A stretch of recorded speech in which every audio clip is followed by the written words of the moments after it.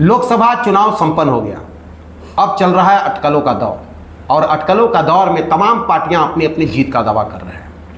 आज हमारे साथ है प्रिंस सिंह, ये पांकी के नीमाचक के रहने वाले हैं। ये भाजपा प्रत्याशी कालीचरण सिंह, जो लोकसभा चतरा लोकसभा से भाजपा प्रत्याशी, उनके पक्ष में लगातार जनसंपर्क अभियान रखा था और अंतिम तक लगातार लोगों से जनसंपर्क अभियान तेज किया, और उनके कह सकते हैं कि कालीचरण सिंह का दम दाहिना हाथ बन करके ये लगातार भाजपा के पक्ष में काम किए। अब इनसे पूछेंगे कि आखिर कितना जीत का दावा कर रहे हैं। हालांकि बता दें कि ये समाज सेवी भी हैं, लगातार समाज सेवा में बढ़ चढ़कर अपनी हिस्सेदारी यानी भागीदारी निभाते रहे हैं, रहने वाले पांकी के नीमाचक के हैं।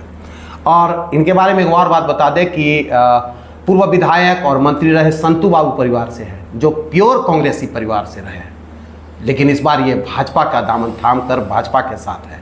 ऐसे में क्या मानते हैं कि चतरा लोकसभा में भाजपा की क्या स्थिति रहेगी? देखिए,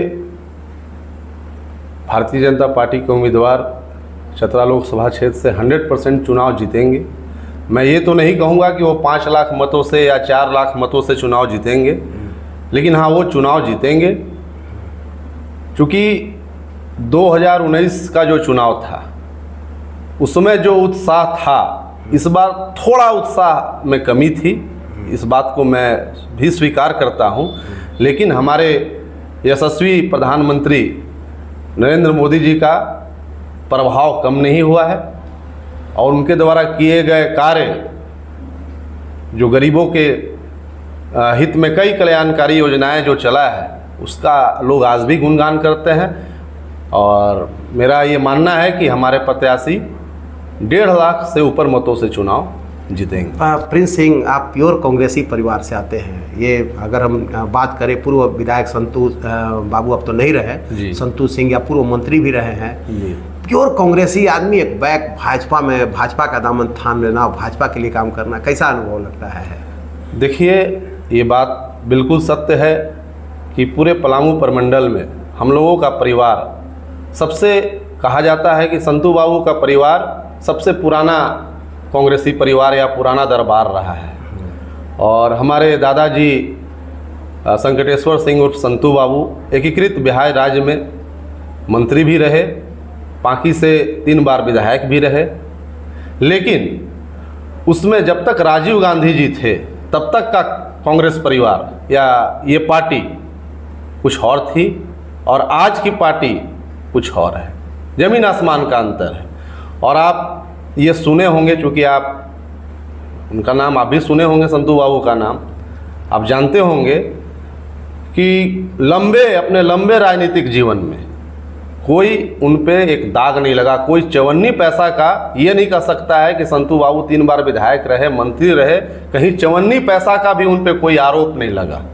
और आप आज देख लीजिए झारखंड की स्थिति, आज के मंत्री को देख लीजिए, मंत्री के पीए के नौकर के यहाँ करोड़ों रुपया बरामद हो रहा है, झारखंड के मुख्यमंत्री जेल में है, मंत्री जेल में है। इस स्थिति में जिस परिवार से हम आते हैं, हमारे दादाजी पाक साफ रहे, एक ईमानदार नेता हुआ करते थे और उन पर कोई दाग नहीं लगा, और उस परिवार का मैं लड़का हूँ। और आज जो इस पार्टी की नीति है, इसमें हम लोग कहीं सूट नहीं बैठते हैं। चुनाव के दौरान एक आरोप भी आप पर आया था कैटलॉग लेकर के, होर्डिंग को लेकर, क्या मामला था वो? देखिए, एक्चुअली वो कटआउट मैं ही लगवाया था। ऐसा नहीं है कि वो कटआउट दूसरा कोई लगवाया था, हम ही लगवाए थे। और कटआउट जिस दिन हटाया गया, मेरे द्वारा ही हटाया गया। पलामू के उपायुक्त महोदय पांकी आए हुए थे, उन्होंने कटआउट देखा तो पांकी के प्रखंड विकास पदाधिकारी को बुलाए, पूछे कि ये कटआउट किसने लगाया है।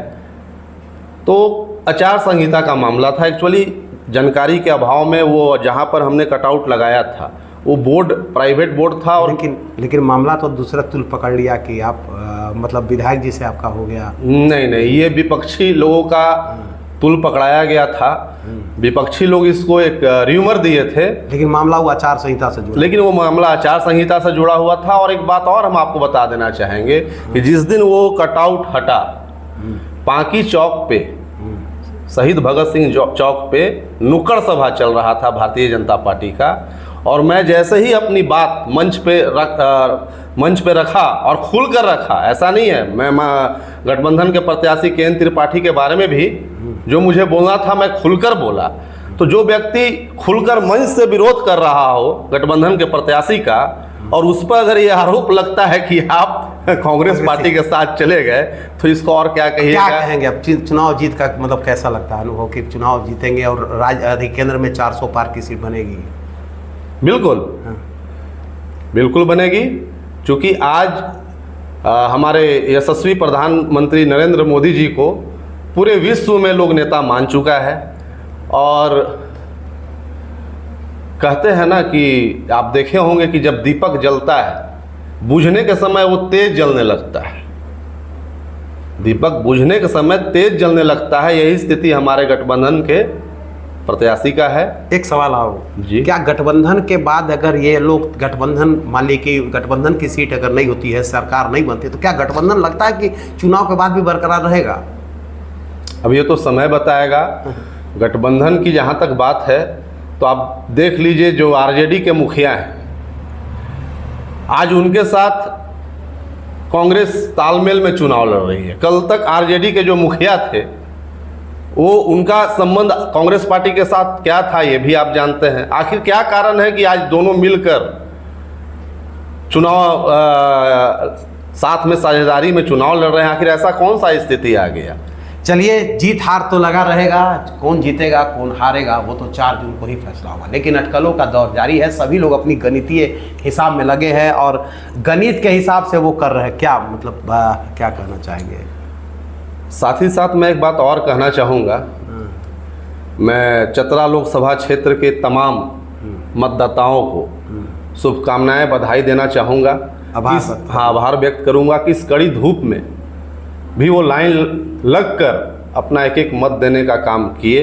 साथ ही साथ मैं पांकी के माननीय विधायक डॉक्टर शशि भूषण मेहता जी का भी आभार प्रकट करता हूं। आप सुने होंगे कि हमारे पांकी प्रखंड के केकड़गढ़ पंचायत में लोग वोट का बहिष्कार किए थे। बिल्कुल, 323 बूथ। हाँ, 323 बूथ पे लोग, चूँकि वहाँ पे कुछ मूलभूत समस्याएं थी, रोड नहीं बनी थी, सड़क नहीं बनने के कारण वहाँ के लोग का कहना था कि रोड नहीं तो वोट नहीं। लेकिन हमारे माननीय विधायक डॉक्टर शशि भूषण मेहता ने वहाँ जाकर लोगों की समस्या सुनी और उसे त्वरित निदान करने का आश्वासन दिया और उन लोगों को वोट देने के लिए प्रेरित भी किए और वहाँ के लोग उनके कहने पर वोट भी दिए। इसलिए मैं आदरणीय मेहता जी को भी धन्यवाद देना चाहूँगा। उनका मेहनत भी रंग लाया है। अटकलों का दौर जल्द ही खत्म हो जाएगा, 4 जून को फैसला होने वाला है। लेकिन सभी गणितीय हिसाब में लगे हुए हैं कि किधर से किधर किसी को वोट मिला है और सभी अपने अपने गणित में अपने को जीत का दावा कर रहे हैं। फिलहाल जनता है, सब जानती है, जनता ने वोट दिया है। एक आपने कहावत जरूर सीखी है कि ये पब्लिक है, सब जानती है। 4 जून को फैसला होगा और किसकी होगी जीत, किसे लोग अपने दिल में जगह देंगे और किसे कुर्सी से दूर करेंगे, ये तो आने वाला वक्त तय करेगा। कैमरामैन कृष्णा के साथ विकास सिन्हा।